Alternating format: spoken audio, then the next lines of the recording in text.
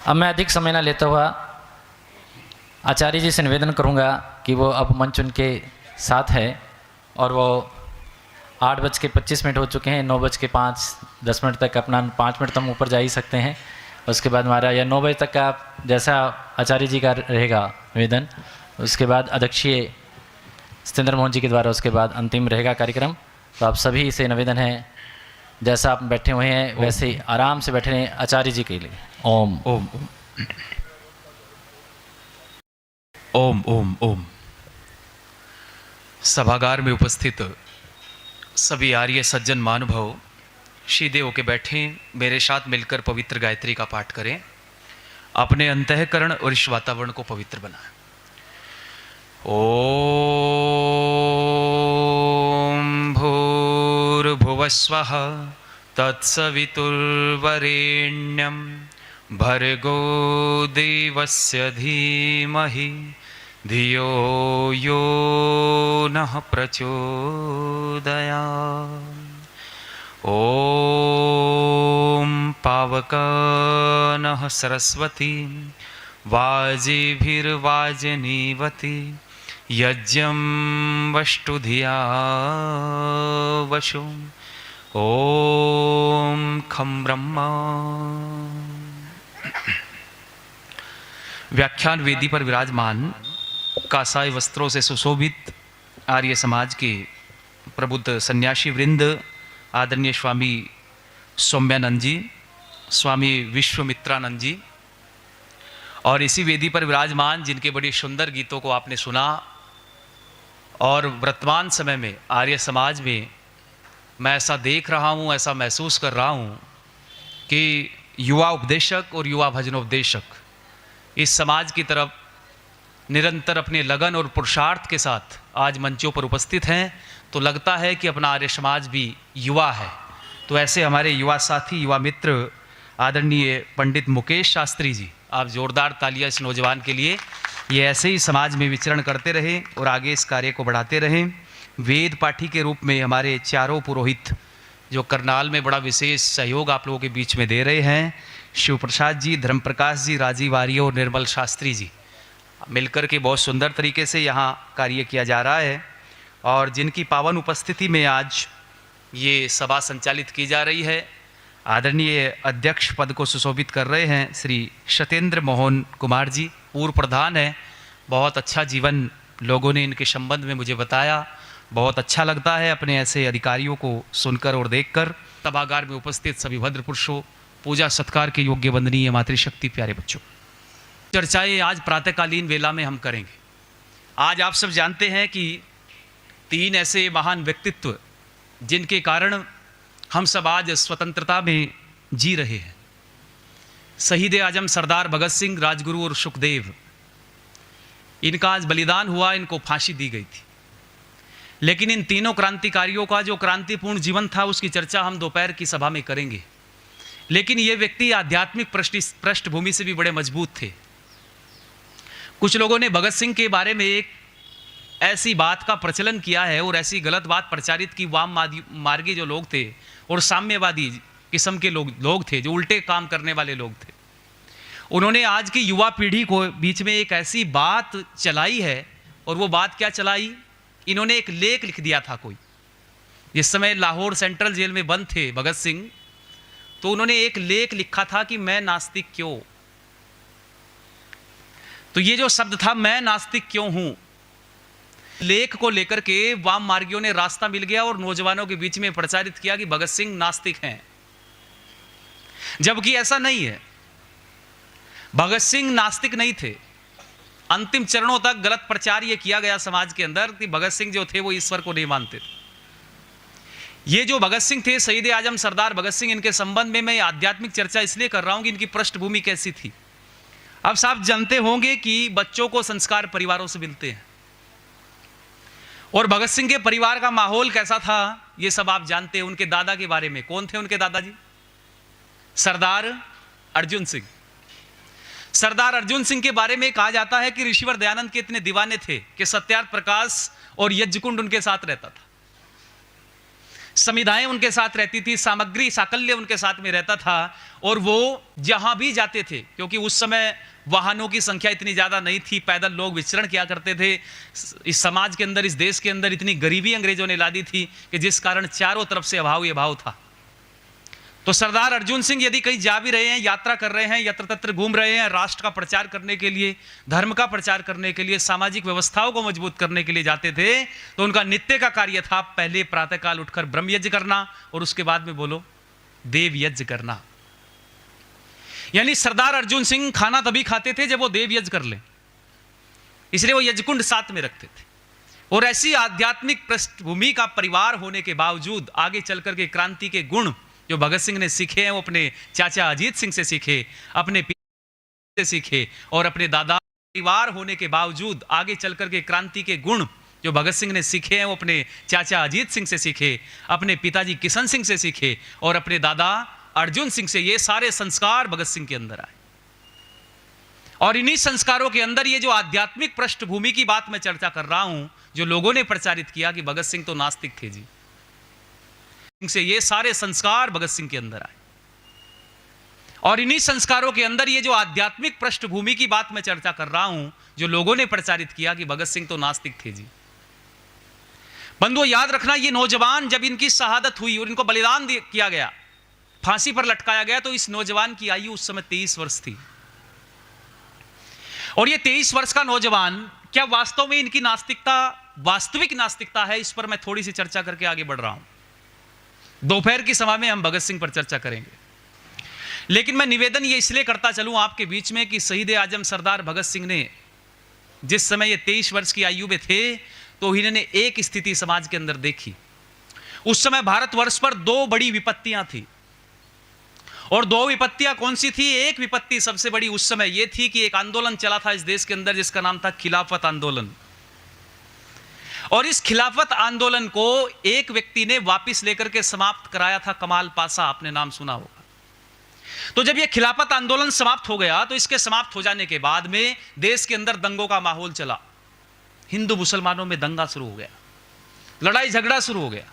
और इस लड़ाई झगड़े से दुखी होकर के भगत सिंह ने विचार किया, क्योंकि उस समय ये क्रांतिकारियों की मुख्य धारा में थे, और शहीद आजम सरदार भगत सिंह ने उस समय विचार किया, जब चारों तरफ ये दंगा फैल गया, क्योंकि अंग्रेज यही चाहते थे, अंग्रेजों की पॉलिसी यही थी कि डिवाइड एंड रूल, कि फूट डालो और राज करो, हिंदू मुसलमानों को आपस में लड़ाओ तो ये लोग लड़ते रहेंगे और लंबे समय तक तुम इस देश में बने रहोगे। ये मानसिकता थी अंग्रेजों की उस समय। इस मानसिकता को परख लिया भगत सिंह ने, और भगत सिंह ने विचार किया कि ये जो दंगे हो रहे हैं, इन दंगों के कारण से वो अंदर से आहत हो गए, बहुत परेशान हुए, और आहत होकर के परेशान होकर के इन दंगों से उन्होंने बहुत बड़ा रोड़ा माना देश की आजादी में इन दंगों को, कि देश आजाद नहीं हो सकता, देश को हम आजाद नहीं कर सकते यदि हम आपस में ही लड़ बैठेंगे, एक दूसरे का गला काटने लगेंगे, मारने लगेंगे, लड़ाई झगड़े करेंगे, तो निश्चित रूप से देश को आजादी दिलाने में लंबा संघर्ष चलेगा। इसलिए भगत सिंह ने विचार किया, और उनके मन में एक बात आ गई कि इस लड़ाई झगड़े का कारण है धर्म। भगत सिंह के मन में एक बात आई, इस लड़ाई झगड़े का कारण क्या है? धर्म, जबकि लड़ाई झगड़े का कारण धर्म नहीं था। लड़ाई झगड़े का जो कारण था वो था मत मतांतर की कलुषित सोच। ये जो मत मतांतर थे, इनके कारण कुछ लोग अग्नि में घी डालने का काम कर रहे थे। तो उस समय भगत सिंह ने विचार किया, और उनकी इस भावना को, उनके इस विचार को अग्नि कहां से मिली? क्योंकि वो एक साहित्य पढ़ा करते थे उस समय, मार्क्सवादी साहित्य, उसका बड़ा अध्ययन कर रहे थे, और उस मार्क्सवादी साहित्य का प्रभाव उनके ऊपर ऐसा हुआ कि उनके मन में ये बात बैठ गई, ये विचार मन में आया कि जो लड़ाई झगड़े हो रहे हैं धर्म के कारण हो रहे हैं। लेकिन बंधुओं याद रखना, धर्म वो है जो कभी लड़ाता। धर्म हमेशा, मैंने कल भी बताया था, आज भी बता रहा हूं, धर्म हमेशा उन्नति सिखाता है, धर्म हमेशा विकास सिखाता है। धर्म किसी व्यक्ति विशेष के लिए बोलो नहीं होता है, धर्म सबके लिए समान रूप से ग्राह्य होता है। जो सबके लिए समान रूप से ग्रहण करने योग्य हो वही क्या है बोलो? धर्म है। ये तो मत मतांतर हैं जो लोगों ने बना रखे हैं अपनी बुद्धि से। मत कहते हैं बुद्धि, मत मैंने एक विचार, मति मैंने बुद्धि, अर्थात बुद्धि से खोजा गया कोई रास्ता, और ये लोगों ने बनाए, और भगत सिंह ने इसको महसूस किया। भगत सिंह ने देखा कि इस समाज के अंदर किस प्रकार से वो जान नहीं पाए कि अंग्रेजों की ये जितनी भी कूटनीतियां हैं, अंग्रेजों के द्वारा जो इस प्रकार का शोषण भारत देश का किया जा रहा है, उस शोषण के कारण कितनी गरीबी आ गई, कितनी लाचारी आ गई थी, कितनी भुखमरी आ गई थी, किस तरीके से समाज के लोग त्रस्त थे, ये अंग्रेजों की नीतियों के कारण हो रहा था। क्योंकि अंग्रेज तो रॉ मटेरियल जो भारत का था, जो मुख्य संपदाएं भारत की थी, उनको यहां से कहां ले जाते थे? अपने देश के अंदर ले जाते, और यहां से सारी संपत्ति को अपने देश में, ब्रिटेन में और इंग्लैंड में भेजने का काम इस देश के अंदर हुआ। और जब कोई भी प्राकृतिक आपदा आ जाती, छोटी सी भी प्राकृतिक आपदा आ जाती, बाढ़ आ जाए, भूकंप आ जाए, सूखा पड़ जाए, कुछ भी अकाल आ जाए, कोई महामारी फैल जाए, तो उस महामारी में देश की हालत यह हो जाती थी लोगों की, आप अनुमान नहीं लगा सकते। उस समय में एक बीमारी फैली थी, शायद आपने पढ़ा और जाना हो, प्लेग। और उस प्लेग की बीमारी में जिस तरीके से लोग मर रहे थे, हालांकि वो अभाव क्या था? वो व्यवस्थाओं का अभाव था, वो अंग्रेजों की नीतियों का अभाव था। अंग्रेजों ने गलत नीतियां चला करके, क्योंकि यह समय अंग्रेजों के लिए ढोल बजाने का था, जब देश के अंदर कोई अकाल पड़ जाए या भूखमरी आ जाए, क्या करते थे? इसमें इसी चीज की प्रतीक्षा करते रहते थे, क्योंकि जितना अकाल पड़ेगा, भूखमरी पड़ेगी, लोग त्रस्त होंगे, दुखी होंगे, तो उनकी ईसाई मिशनरियां काम करेंगी इस पर। देखो, भारत देश के अंदर आप विचार करके देखना, जब तक अंग्रेज रहे, भारत देश के अंदर कोई अनाथालय नहीं था भारतीय। किन्होंने बनाए थे अनाथालय? सारे अंग्रेजों ने अपने बना रखे थे। ये तो भला हो परमपिता परमात्मा की लाला लाजपत राय जैसे व्यक्तियों ने लाठियां खाई, ये तो भला हो परमपिता परमात्मा की बाल गंगाधर तिलक जैसे लोगों ने संघर्ष किया और संघर्ष करके लड़ाइयां लड़ी, और लाला लाजपत राय जैसे लोगों ने मुकदमे झेले, और तब जाकर के जज साहब ने फरमान जारी किया, आयोग बना कि भारतीयों को भी अपना अनाथालय और विधवाओं के आश्रयालय खोलने की आवश्यकता है और खोलने चाहिए। तो मैं आप लोगों से यही बताने की कोशिश कर रहा हूं, अंग्रेज जब अकाल पड़ता था तो ढोल बजाते थे, और गांव-गांव में जाकर के जो लोग, जिनके परिवार के लोग एक्सपायर हो जाए, मर जाए, उन सारे लोगों को बुला करके अपने यहां बुलाते थे, और व्यवस्था देने के नाम पर उनको ईसाईकरण किया जा रहा था। बड़े भारी मात्रा में ईसाईकरण किया जा रहा था। आप पहाड़ों की कंदराओं में जाकर के देखो, गांव के गांव बदलते जा रहे थे। ये तो महती कृपा हुई परमपिता परमात्मा की, ऋषिवर दयानंद के वो शिष्य जिन्होंने इस समस्या को समझने का काम किया। स्वामी श्रद्धानंद जैसे व्यक्तित्व, महात्मा हंसराज जैसे व्यक्तित्व पहाड़ों की कंदराओं में घूमे और गांव-गांव में जाकर के लोगों को बचाने का काम किया। इन ईसाई मिशनरियों का प्रति उत्तर दिया और वापस आर्य बनाने का काम इस आर्य समाज के लोगों ने किया है। यह आर्य समाज का जादू था उस समय। भगत सिंह ने स्थिति को देखा और भगत सिंह ने विचार किया, लेकिन उनके मन में यह आ गया कि जब इतने दुख संसार के अंदर हैं तो ईश्वर नाम की कोई सत्ता बोलो। नौजवान था और एक नौजवान के दिल में यह मन में उठ रहा था। भगत सिंह निश्चित रूप से नास्तिक नहीं थे, बल्कि भगत सिंह के मन में यह विचार आ रहा था कि इस समाज के अंदर इतने जो दुख बढ़ रहे हैं, कष्ट बढ़ रहे हैं, अभाव बढ़ रहे हैं, इतनी बीमारियां फैल रही हैं, इन बीमारियों को ईश्वर रोकता क्यों नहीं। यह उनके मन में बात बैठ गई। बहुत थोड़ा समय मिला उस नौजवान, बड़ा सा और समय जीने का मिल जाता लोगों, तो यह भावना उनकी परिवर्तित हो जाती है। क्योंकि इन दुखों का कारण ईश्वर बोलो नहीं था, इन दुखों का कारण तो हम स्वयं थे। इन दुखों का कारण तो अंग्रेजों की वो नीतियां थी, जो व्यवस्था अंग्रेज नहीं कर पा रहे थे। छोटी सी भी यदि बीमारी फैल जाती है तो उसका कोई इलाज नहीं हो पाता था। इन व्यवस्थाओं को भगत सिंह निश्चित रूप से समझते, लेकिन समस्या यह बनती चली गई कि हमको गलत पाठ पढ़ाया गया और भगत सिंह के बारे में ऐसी चीजें प्रचारित की गई। अरे ऐसा राष्ट्रभक्त, ऐसा नौजवान, ऐसा राष्ट्रभक्त और देशभक्त बच्चा। देशभक्त व्यक्ति तभी बनता है, राष्ट्रभक्त व्यक्ति तभी बनता है जब ईश्वर भक्त होता है। परमपिता परमात्मा की असीम अनुकंपा से आज उन लोगों की शहादत की बदौलत हम सब बैठ करके एक कार्यक्रम आयोजित कर रहे हैं। लेकिन बंधुओं, इस प्रातःकालीन बेला में उस आध्यात्मिक पृष्ठभूमि को मैं बढ़ाने का प्रयत्न कर रहा हूं जिसको सरदार अर्जुन सिंह ने जीवंत रखा। महर्षि दयानंद को इन लोगों ने पढ़ा और पढ़ने के बाद में विचार किया कि ये यज्ञ ही है, ये अग्निहोत्र है जिसके कारण समाज का भला हो सकता है। इस अग्निहोत्र को घर घर में लागू करना चाहिए। आप विचार करके देखिए, आज वर्तमान समाज के अंदर ये जो अग्निहोत्र हमने किया है, ये कोई सामान्य क्रिया नहीं है। इसी अग्निहोत्र को करते हुए, इन छोटे छोटे पंच महायज्ञों को करते हुए, ऋषिवर दयानंद लिखते हैं कि 5 यज्ञ बहुत महत्वपूर्ण है। इन 5 यज्ञों को करो और करते हुए आत्मा का सर्वांगीण विकास करते हुए उस मुक्ति के पथ की तरफ बढ़िएगा जिसका भी जिक्र कर रहे थे आदरणीय प्रधान जी।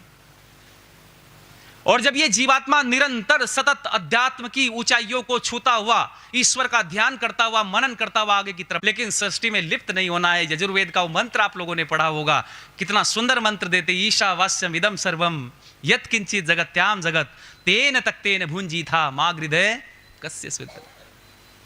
यानी उपभोग करना है, इसका संसार में जीना है, इस शरीर का भी प्रयोग करना है, इसको स्वस्थ रखना है, इसको साफ सुथरा रखना है और इसके माध्यम से कल्याण मार्ग को प्राप्त करना है।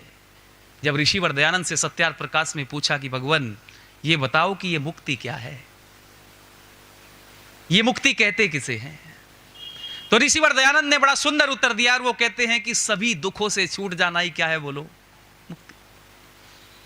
जब सारे दुखों से छूट जाओगे तो किस तरफ पहुंच जाओगे, बोलो मुक्त अवस्था में चले जाओगे। तब ऋषिवर दयानंद से कहा कि भगवान जो जीवात्माएं मुक्त अवस्था को प्राप्त हो जाती हैं, वो जीवात्माएं मुक्ति में और चाहती क्यों है, क्योंकि पहले आनंद कभी न कभी, बोलो, भोग लिया है। आत्मा का स्वयं का गुण नहीं है आनंद, आनंद किसका गुण है, बोलो ईश्वर का है, क्योंकि तीन सत्ताएं अनादि हैं और सृष्टि आज से नहीं, सृष्टि के आदि से, सृष्टि के आदि से मैं इसलिए बोल रहा हूं 1,96,08,53,124 ये इतना लंबा काल है। और इस काल में बंधुओं मैं धन्यवाद देता हूं अपने इन पुरोहितों को, अपने इन विद्वानों को, जो इस काल गणना को जीवंत रखा इन्होंने। आप विचार करके देखिएगा कि 14 संवत्सरों में से 6 बीत चुके हैं, 7वां चल रहा है। स्वयंभव चला गया, स्वारोचिष चला गया, उत्तमी चला गया, रैवत चला गया, चाक्षुष चला गया और वैवस्वत मनवंतर चला है और सावरणी आदि 7 मनवंतर और आएंगे। 14 मनवंतर में सृष्टि चलती है। इस पूरी काल गणना को किस तरीके से जीवंत रखा और इतने समय से ये जीवात्माएं इस सृष्टि के चक्र में विचरण करती हैं, अपना काम करती हैं। और ये जीवात्मा जो पृथ्वी पर आती है, जिनका जिक्र कर रहे थे बहुत सुंदर तरीके से, अच्छा लगा मुझे। कई लोग कहते जी ईश्वर अवतार लेता है, पौराणिक जगत में यह मान्यता प्रचलित होगी। अच्छा, अवतार का मतलब क्या है, उतरना, अवतरण होना, मैंने उतरना। अब उतरा तब हो कोई जब ऊपर चढ़ा हो, तभी तो उतरेगा कोई, जो ऊपर बैठा है वही तो उतर के आए। क्या ईश्वर अवतार लेते? नहीं लेते, ईश्वर अवतार नहीं लेते। लेकिन जो चीज अभी इस सिद्धांत की बातें बोली गई है कि ये जीवात्मा मोक्ष जीवात्माएं जो मोक्ष को प्राप्त होकर स्वेच्छा पूर्वक विचरण करती हैं, वही जीवात्माएं परमपिता परमात्मा की प्रेरणा से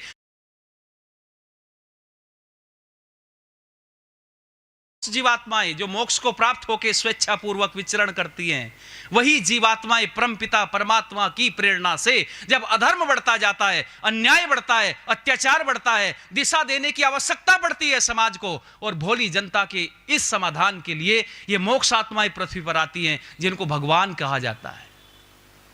कई बार लोग सोचते हैं जी भगवान और ईश्वर एक है क्या? नहीं, एक नहीं है, एक नहीं है। भगवान में और ईश्वर में अंतर है। भगवान भग धातु से बना है, भग धातु में वान प्रत्यय है, यानी भग कहते हैं ऐश्वर्य को। भगवान में और ईश्वर में अंतर है। भगवान भग धातु से बना है, भग धातु में वान प्रत्यय है, यानी भग कहते हैं ऐश्वर्य को। ऐश्वर्य को प्राप्त करने वाली आत्मा भगवान बन जाती है, जो अपने गुरु से अपनी आत्मा का सर्वांगीण विकास करते हुए अध्यात्म के पथ को छू लेता है, जो समाज में ऐसा विचरण करता है कि जो स्वयं दूसरों को सुख देता है, अपने कष्ट की परवाह बोलो नहीं करता है, वही आत्मा अपने ऐश्वर्यशाली गुणों से क्या बन जाती है, बोलो भगवान बन जाती है, पर ईश्वर नहीं बनती। ईश्वर में और भगवान में यही अंतर है। श्री रामचंद्र भगवान थे, ईश्वर बोलो। योगेराज कृष्ण भगवान थे, पर ईश्वर बोलो। यह समझने का अभाव है। आत्मा भगवान बन सकती है अपने गुणों के माध्यम से। तो वर्तमान समय में और इस समाज के अंदर हमें प्रयास करना चाहिए, लेकिन अब समस्या यह बनती है कि यह मोक्ष आनंद प्राप्त कैसे हो।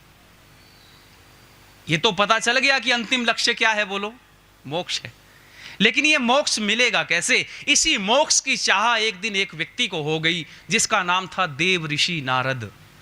आप लोगों ने देखो, लोगों के सामने ऋषि लगा, महर्षि लगा, लेकिन एकमात्र व्यक्तित्व ऐसे हुए नारद, जिनके सामने क्या विशेषण लगा? देव ऋषि। एकमात्र व्यक्ति थे, आप पढ़ करके देखिएगा। और ये उपनिषद काल का समय है। उपनिषद एक ऐसे ग्रंथ हैं जो आचार्य अपने गुरुजन, अपने शिष्यों को, अपने बच्चों को, अपनी संतानों को, जो गर्भ में उसके पल रहे थे, इस समय आश्रम में गुरुकुलों के अंदर बैठ करके, वृक्षों के नीचे बैठ करके अध्यात्म और ज्ञान की और विज्ञान की शिक्षाएं दिया करते थे, वो समय था उपनिषद काल। और उस उपनिषद काल में हमारे 11 उपनिषद जो है वो बहुत प्रमाणिक हैं, आर्ष हैं वो। वैसे तो जाने कितने उपनिषद लोगों ने बना दिए। आजकल इस्लाम वालों के भी उपनिषद आने लगे हैं। जो लोग स्वाध्याय करते होंगे आप पढ़ करके देखो, ईसाइयों ने अपने उपनिषद बना दिए, इस्लाम वालों ने अपने उपनिषद बना दिए, पौराणिकों ने जाने कितने सारे उपनिषद बना रखे हैं। लेकिन उनमें से जो प्रमाणिक और आर्ष उपनिषद निकल के आते हैं, ऋषि ने जो हमको दिए हैं, वो 11 उपनिषद हैं, जिनमें ईश, केन, कट, प्रश्न, मुंडक, मांडुक्य, ऐत्रेय, तैत्तिरीय, छांदोग्य, बृहदारण्यक और श्वेताश्वतर उपनिषद, ये 11 उपनिषद हैं जो प्रमाणिक है। और उनमें से जिस वृत्तांत को मैं आपको बताने की कोशिश कर रहा हूं, वो वृत्तांत छांदोग्य उपनिषद के एक संवाद के रूप में है, बहुत छोटा सा। क्योंकि हम लोग प्रयास करें कि इस आध्यात्म की ऊंची सीमा को कैसे प्राप्त करें, हम ये मुक्ति हमको मिलेगी कैसे। सब जानते जी आनंद प्राप्त करना चाहिए, मुक्ति मिलनी चाहिए, ये जीवात्मा का अंतिम लक्ष्य मोक्ष है, तो ये मोक्ष प्राप्त कैसे होगा, इसके बारे में ऋषि लोग क्या कहते हैं, जरा विचार करके देखते हैं। आइए मेरे साथ जुड़िए आप लोग। देव ऋषि नारद पहुंचते हैं एक ऐसे ऋषि के पास में जो ब्रह्म ऋषि हैं, जिन्होंने ब्रह्मत्व को प्राप्त किया है, जो अध्यात्म की ऊंची सीमाओं पर पहुंच गए हैं। और ऐसे ऋषि का नाम है महर्षि सनत कुमार। महर्षि सनत कुमार के पास में, और देव ऋषि नारद के मन में इच्छा है कि अब बहुत कुछ पढ़ लिया है, बस अब मोक्ष प्राप्त करना चाहता हूं, आनंद प्राप्त करना चाहता हूं। वो मोक्ष कैसे मिलेगा? तो देव ऋषि को किसी ने बताया कि एक ब्रह्म ऋषि हैं सनत कुमार, उनके पास जाओ, उनके पास जाने से तुम्हें वो सब मिल जाएगा जो तुम चाहते हो। बस इतना सुनना था। देव ऋषि पहुंचे, जाकर नमस्ते अभिवादन किया और ब्रह्म ऋषि सनत कुमार के पास जाकर के बैठ गए। अब जब कोई जाता है तो नमस्ते अभिवादन होती है, प्रयोजन पूछा जाता है। तो देव ऋषि नारद से भी पूछा कि बताइए किस प्रयोजन के लिए आए हो। तो जब ये बात कही कि किस प्रयोजन के लिए आए हो, तो देव ऋषि तुरंत बोल पड़े और वो कहने लगे, भगवान मैं आपसे अध्यात्म विद्या को समझने आया हूं, जानने आया हूं। अब प्राय ऐसा होता है समाज के अंदर कि जब शिष्य किसी गुरु से कुछ सीखना चाहता है तो गुरु का पहला ही सवाल होता है कि अब तक क्या पढ़ा, अब तक तुमने क्या पढ़ा है, क्या सीखा है। बस यही सवाल एकदम से कर दिया सनत कुमार ने देव ऋषि नारद से कि नारद अब तक क्या पढ़ा है। आहा, जब ये वाक्य अंदर से निकला कि अब तक क्या पढ़ा, तो कहीं न कहीं वो ऐशना जो मन के अंदर भरी हुई थी, वो कहीं न कहीं अहंकार लक्षित हो गया और मन में विचार आया कि सनत कुमार को बता दूं आज क्या क्या पढ़ा है। और एकदम से देव ऋषि नारद कहने लगे, मैंने चारों वेदों को पढ़ लिया, चारों उपवेद भी पढ़ लिए, दर्शन पढ़ लिए हैं, उपनिषद पढ़ लिए हैं, ब्राह्मण ग्रंथ पढ़ लिए हैं, स्मृतियां पढ़ ली हैं। मैंने व्याकरण, छंद, ज्योतिष, कल्प, निरुक्त और यहां तक शस्त्र शास्त्र विद्या, भूत विद्या, ललित कलाएं, मैंने सब पढ़ लिया है सनत कुमार। अब शरत कुमार मुस्कुरा कर कहने लगे, जब सब पढ़ लिया तो मेरे पास क्यों आए हो? सब पढ़ तो लिया है तुमने, तो मेरे पास क्यों आए हो? देव ऋषि नारद कहते, भगवान पढ़ तो लिया है पर शांति प्राप्त नहीं हो रही है। पढ़ तो लिया है भगवान, लेकिन मुझे शाब्दिक ज्ञान हुआ है, अभी तक मुझे आत्म ज्ञान बोलो। अब जरा उन ऋषियों की चर्चा मैं आपके बीच में रख रहा हूं, इस भारतवर्ष की उस उत्तम संस्कृति को आपके बीच रखने का प्रयास कर।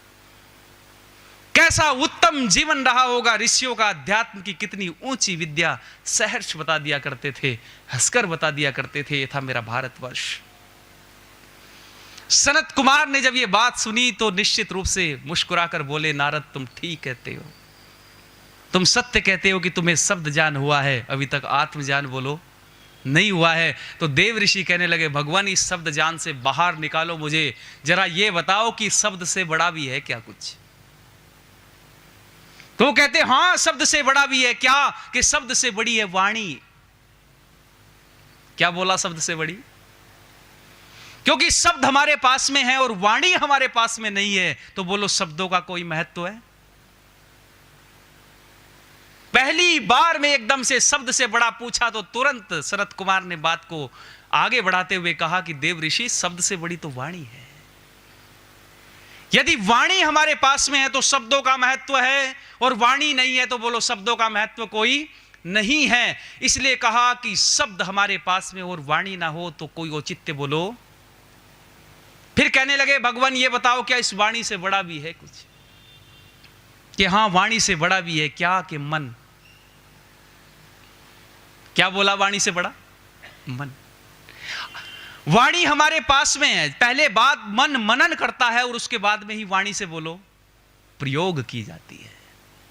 मन के अंदर पहले मनन करता है, अंदर बात आती है, विचार करता है, सोचता है, और सोचने के बाद में वो बात वाणी से बोलो बाहर निकल जाती है। इसलिए पहले बात मन के अंदर आती है, मन उसको मनन करता है और पता चल जाता है कि ये कैसा। एक बार तो एक अजब घटना घटित हुई है हमारे आचार्य जी के साथ। और घटना क्या घटित हुई? और वो घटना ये थी कि एक बार गुरुकुल में एक ब्रह्मचारी ने आकर के घर पर छुट्टी गया और वापस आया और आकर के एक बात कहने लगा सब ब्रह्मचारियों को बुलाकर कि आओ, मैं तुम्हें ऐसी विद्या सिखाता हूं कि मैं तुम्हारे मन की बात बता दूंगा, ये सीख कर आया हूं। जब उसने कहा कि मैं तुम्हारे मन की बात बता दूंगा, को कौतूहल मचा सबके अंदर कि ऐसा कैसे संभव है, दूसरों के मन की बात कैसे बता सकता है। अब ये ब्रह्मचारी कहने लगा कि मैं बता सकता हूं। अब जब बैठ गए आकर के पास में सारे ब्रह्मचारी, तो पूछा, देखो उसने दो चीजें कि मैं तुम्हें दो चीज दूंगा, तुम दोनों में से एक सोचना, जो तुम सोचोगे वो मैं बता दूंगा। अब और कौतूहल बढ़ा, सारे के सारे बैठ गए ब्रह्मचारी, और उसने दो चीज दी, एक थाली और एक लोटा। और उसने कहा ठीक है भाई सोचो। तो कहते ब्रह्मचारियों ने बोला ठीक है भाई सोच लिया। तो एकदम से उसने उत्तर दिया कि तुमने लोटा सोचा, और वो वास्तव में उसने लोटा ही सोचा था। अब और कौतूहल जगा कि भाई कैसे तुमने ये बता दिया कि देखो मैंने तुम्हें दो चीज दी थी, परेशान होने की आवश्यकता नहीं है। दो चीज दी थी, एक थाली और एक लोटा, और तुमने कहा सोच लिया। इसका मतलब तुमने क्या सोचा? यदि तुम कहते कि सोच ली तो क्या कह देते हम कि थाली सोची है। यानी मन मनन करता है और वाणी उसके बाद में उसका प्रयोग बोलो करती है। मन यदि नहीं है, इसलिए कहा कि वाणी से बड़ा है मन। तो फिर कहते भगवान ये बताओ क्या मन से बड़ा भी है? कि हां मन से बड़ा भी है। क्या? कि संकल्प। क्या बोला? मन से बड़ा संकल्प। क्योंकि मन, हमेशा याद रखना बंधुओं, मन हमारे विपरीत काम करता है। क्योंकि जन्म जन्मांतरों के संस्कार होते हैं आत्मा पर, और मन स्वतः काम नहीं करता। जरा ध्यान से सुनना मेरी बात। मन स्वतः नहीं चलता। आप कहेंगे जी मन स्वतः नहीं चलता, इसको सिद्ध कैसे करें? वैसे तो ये ऋषियों के बताए ग्रंथों में लिखा है कि मन जड़ है। मन जड़ है, और मन किसका रूप है? प्रकृति की साम्य अवस्था, सत्व रजतम का रूप है। जब सत्व रजतम से परमात्मा ने महतत्व बनाया, महतत्व से आगे चल करके फिर अहंकार बना, और अहंकार के साथ में सतोगुण रजोगुण मिलकर के 5 ज्ञानेंद्रिया, 5 कर्मेंद्रिया, 5 तन्मात्राएं और एक मन बना। तो ये मन जो था, ये मन किसका रूप है? बोलो प्रकृति का है। और प्रकृति जड़ है। जड़ वस्तु बिना चेतन सत्ता के एक स्थान से दूसरे स्थान पर बोलो नहीं जा सकती है, ये मन है। लेकिन मैं वो किताबी ज्ञान ने बता करके मैं आपको प्रैक्टिकल नॉलेज दे रहा हूं। मैं आपके इस जड़ मन को चला सकता हूं, ये मेरे हाथ में भी है इस समय। और मैं कैसे चलाऊंगा? मैं एक शब्द बोलूंगा, देखो मैं आपके मन को वहीं ले जाऊंगा। आगरा का ताजमहल। कहां पहुंच गए आप सब? ताजमहल पर पहुंच गए। उसका चित्र आपके मन में बन गया, जिसने देखा है उसका चित्र। यानी मैंने आपके मन को चलाया है। इसका अभिप्राय यह है कि कोई चेतन सत्ता है दूसरी जो मन को चलाती है। ये मन जड़ है। इसलिए सनत कुमार कहते हैं कि इस वाणी से बड़ा तो मन है, और मन से बड़ा क्या है? कि संकल्प है। बिना संकल्प के ये मन बोलो रुकने वाला, बिना संकल्प के नहीं रुकेगा। जिसने संकल्पित हुआ है, जो संकल्पवान बना। अरे आज 3 महापुरुषों का आज बलिदान दिवस मना रहे हैं। ये बलिदान की पराकाष्ठा के पीछे भी संकल्प है लोगों। यदि शहीद आजम सरदार भगत सिंह संकल्प ना करते, राजगुरु और खत्री समाज से वो मेरा महान व्यक्तित्व सुखदेव, यदि वो संकल्पित ना होता तो आज राष्ट्र में बैठ करके क्या इस आजादी की श्वास हम ले पाते? संकल्प के बल पर उस मन को रोका और रोक करके स्थिर किया और राष्ट्रभक्ति में आहूत करने का काम किया है। देव ऋषि से सनत कुमार कहते हैं कि यदि संकल्प मजबूत है तो मन रुकेगा, बिना संकल्प के मन बोलो रुकने वाला नहीं है। तो नारद कहते हैं भगवान ये बताओ क्या इस संकल्प से बड़ा भी है कुछ? कि हां संकल्प से बड़ा भी है। कि क्या है संकल्प से बड़ा? के चित्त, चित्त है। क्योंकि संकल्प और विकल्प जहां बनते और बिगड़ते हैं उस स्थान का नाम क्या है? जरा बोल दो, चित्त है। यदि चित्त नहीं है तो संकल्प विकल्प बनेंगे नहीं, और संकल्प विकल्प होंगे नहीं तो मन बोलो रुकने वाला नहीं। इसलिए चित्त बहुत आवश्यक है। यह सनत कुमार का संवाद तो बहुत लंबा है, इस संवाद के माध्यम से अंतिम कड़ी तक यदि जाएंगे तो समय लगेगा। अब संचालक महोदय उठ गए हैं। यह अध्यात्म का इतना गहरा व्याख्यान था उपनिषद का, लेकिन इसको हम आने वाले समय में पूरा करें तो, लेकिन कुछ चर्चा इसमें आगे बढ़ाता हुआ बोल रहा हूं कि फिर देव ऋषि सनत कुमार से कहते हैं कि हे ब्रह्म ऋषि जरा ये बता दो इस चित्त से बड़ा भी है क्या कुछ? तो कहते हैं हां चित्त से बड़ा भी है। क्या है चित्त से बड़ा? के ध्यान। क्योंकि चित्त पर संस्कार उन्हीं बातों के बनते हैं, चित्त पर संस्कार चित्त से बड़ा के ध्यान। क्योंकि चित्त पर संस्कार उन्हीं बातों के बनते हैं, चित्त पर संस्कार उन्हीं वस्तुओं के बनते हैं जिनको हम ध्यान से बोलो करते। आपने समाज के अंदर जाने कितने सारे काम आप सुबह से शाम तक करते होंगे, लेकिन वो काम जो आपने बहुत ध्यान से किए हैं वर्षों वर्षों के बाद भी आपके याद बोलो रहते हैं। इसलिए चित्त पर उन्हीं बातों के संस्कार बनते हैं जो ध्यान से करते हैं। पर देव ऋषि कहते हैं बता दो जरा ध्यान से बड़ा भी है क्या कुछ? कि हां ध्यान से बड़ा भी है। क्या? कि विज्ञान। क्योंकि ध्यान तो व्यक्ति गलत चीज का भी कर सकता है, पर गलत का ध्यान नहीं करना है। किसका ध्यान करना है? जिसको विज्ञान ठीक कर देवे, और विज्ञान उसी का नाम है जो सत्य असत्य का विवेक ठीक ठीक जानकारी करा दे।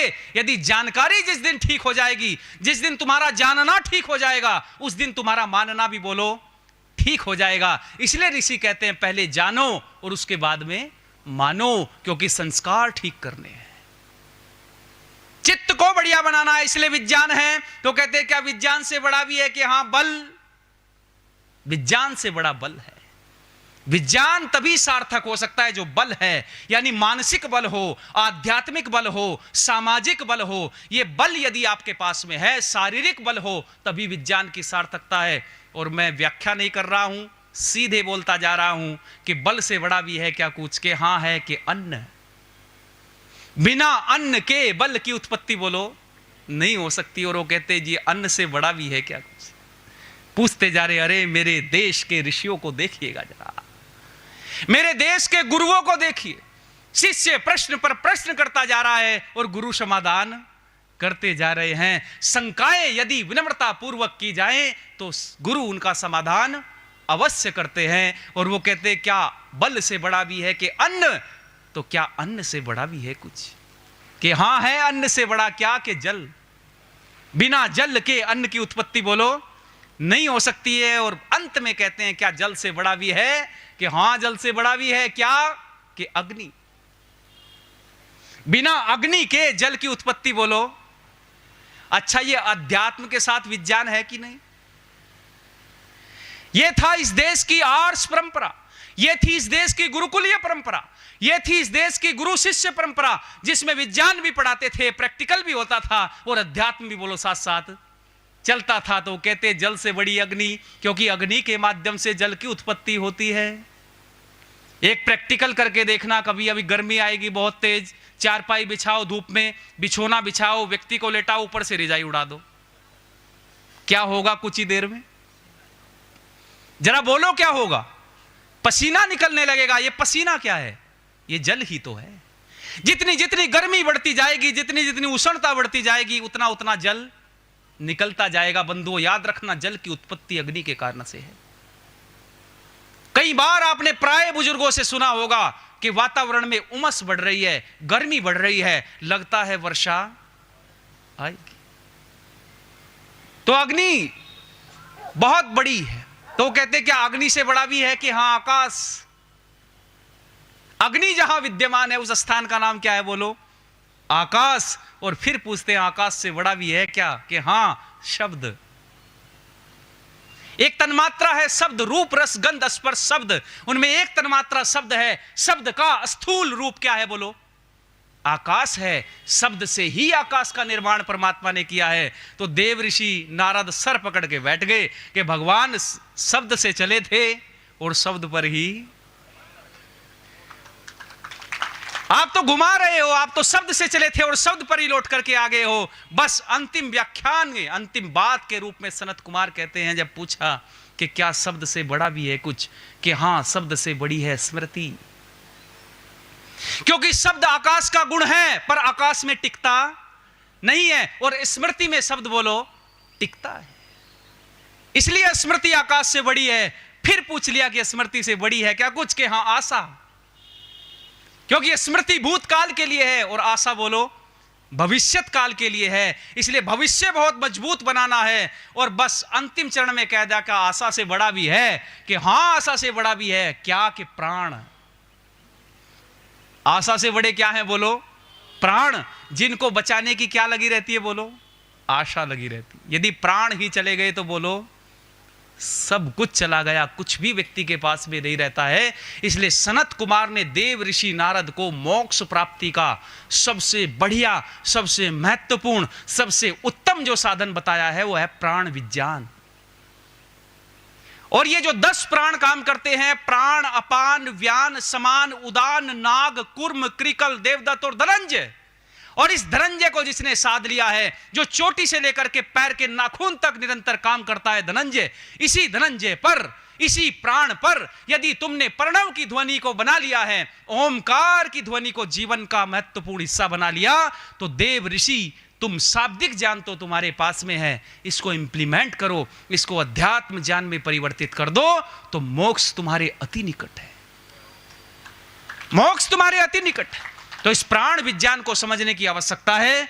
हमारे उपनिषदों के अंदर, ब्राह्मण ग्रंथों के अंदर कितनी सुंदर सुंदर आख्यायिकाएं भरी पड़ी हैं। बहुत बड़ा ज्ञान ऋषिवर लोग हमको देके गए हैं। तो ये अध्यात्म की पृष्ठभूमि, इसको समझने का प्रयत्न करो। प्रातःकाल की वेला में ये कुछ चर्चाएं आप लोगों ने मिलकर के की हैं। आप सब ने धैर्यपूर्वक सुना। आज दोपहर की सभा में आप अपने इष्ट मित्रों और साथियों को लेकर के आइएगा।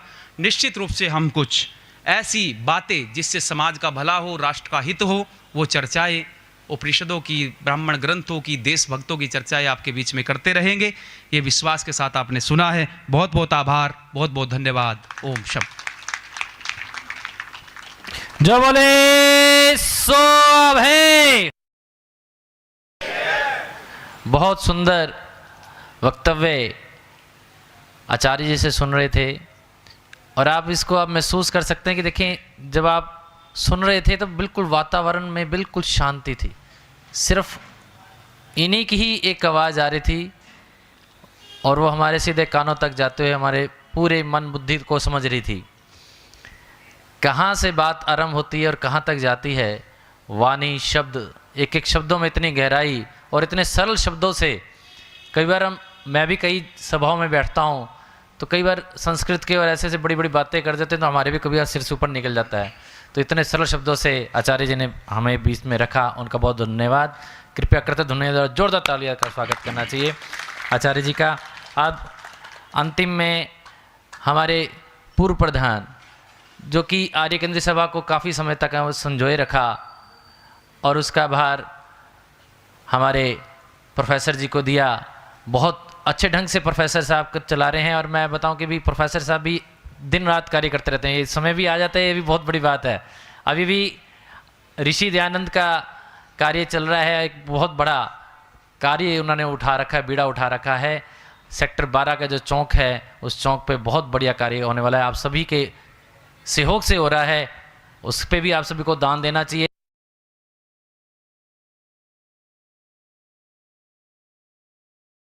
माध्यम से मैं ये भी कहना चाहूँगा, आप सभी दानी योग्य हैं और दान देते रहते हैं। आप सभी का बहुत बहुत धन्यवाद। प्रधान जी से निवेदन करूँगा कि आएंगे सत्येंद्र मोहन कुमार जी, अपने 2 शब्द कहेंगे, क्योंकि पूरा समय को रखते हैं और क्षमा चाहेंगे क्योंकि सत्येंद्र मोहन जी पूरा समय को लेकर चलते हैं, थोड़ा सा समय आगे चला गया, उसके लिए माफ़ी चाहूँगा। खुश हो, धन्यवाद। समय की बात आई, बाकी कई चीज़ें हुई। ये जीवन है, जीवन जैसे चल रहा है, परमात्मा करे इसी प्रकार चलता रहे। और हमारे बीच कल एक बात हुई थी, शमशेर शास्त्री जी कहाँ बैठे हैं? हाँ, वो बैठे हैं, प्रधान जी। एक समय था जब दयालपुरा में एक विद्वान आए थे, इसी प्रकार के युवा। आपने एक शब्द कहे थे मुझे, ना भूत हो ना भविष्य हो, और मैंने कल वही बात आपके समक्ष दोहराई थी।